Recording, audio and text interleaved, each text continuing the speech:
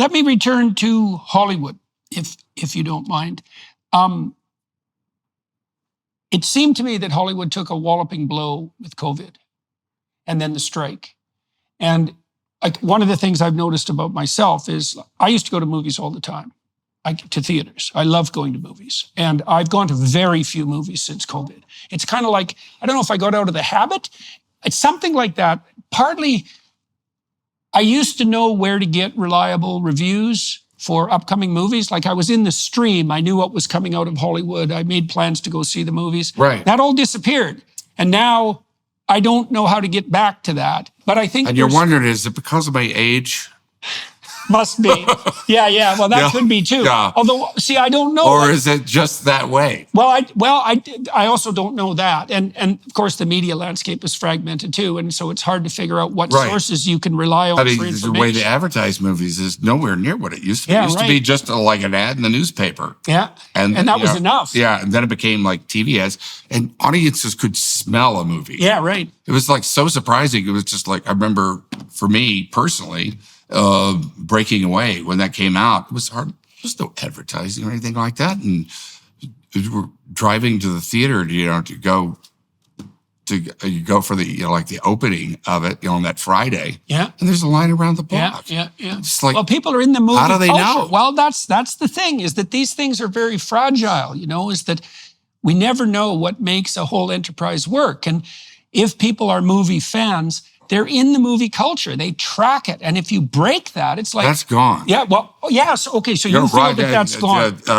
You don't see Roger Ebert on television anymore. There was the whole culture that went with it that everybody watched. What are the new movies coming up? And like, laying them out there, what they're about and all that. And, And you knew months in advance. Really, great debates on what they were about, and so how do you view the current reality and the potential future of the film industry? Are there still stars? That's the thing. Who was the last movie star? Well, from what I've been able to understand, the only star truly standing, Leonardo DiCaprio, Cruise? or it's Cruise. That's going too far back. Leo. The last movies, they're still out there. Yeah, they do occur. Yeah, they're out there, but they also, my sense too is that, and I don't really know what to make of this, that are they the last of a dying breed? Well, the new is like it's gone to social media. Yeah, that's where the new movie stars are. I mean, Justin Bieber, the first star. Totally created on YouTube. Yeah. Nowhere near the traditional way of doing it. And that the actors now are the same way. They have their Instagram page. They, self-advertising. And but it used to be back then, movie stars, like in the, going up and really until the 80s, 90s, true movie star, you wouldn't do a talk show on TV. You would avoid TV like the plague. Right. Jack Nicholson, you would never see him on a talk show. He'd do one interview in a prestigious magazine, whether it be Time, Playboy, whatever it was. Right. That's part of that protection of exclusivity. Yeah. And you would, some guy would spend a couple of days with him or something, but you really wouldn't.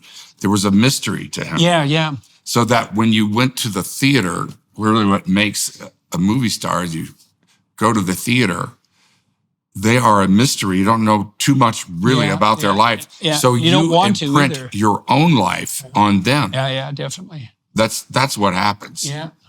You see them for something inside you. Yeah. And that's what makes a movie star. Well, you actually don't want to know much about the personal life of an actor. And now it's like, well, it got to be that you just do everything. Yeah. About everybody. Yeah. And that brings them down to earth, and that's not good if you're a star. Well, it doesn't create mystery. Yeah, right. Put it that way. I wonder, too, how much of it is the fact that, like, when you and I grew up, being on television was, like, that was a remarkable and unlikely occurrence to be personally on television, even to know someone who was on television. The bandwidth was so narrow. Yeah. And then the movies were above that. Yeah. Right? It was easier to be on TV than on the movies. Right. But now everyone is on TV all the time. Yeah. Right. And so that's another borderline between the public and the actor that's disappeared. It's like everybody is videoed from the time they're young. But there's no going back. I mean, that's the way the world heads. And you know, good things come out of it.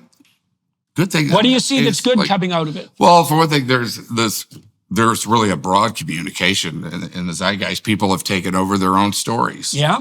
And like, you could be like me and choose not to participate very much. You know, I mean, I have an Instagram page, I have a Facebook page, and you know, you know, I didn't grow up with it. So it seems like a real chore to me. Yeah. And, right. It's not your culture. Yeah.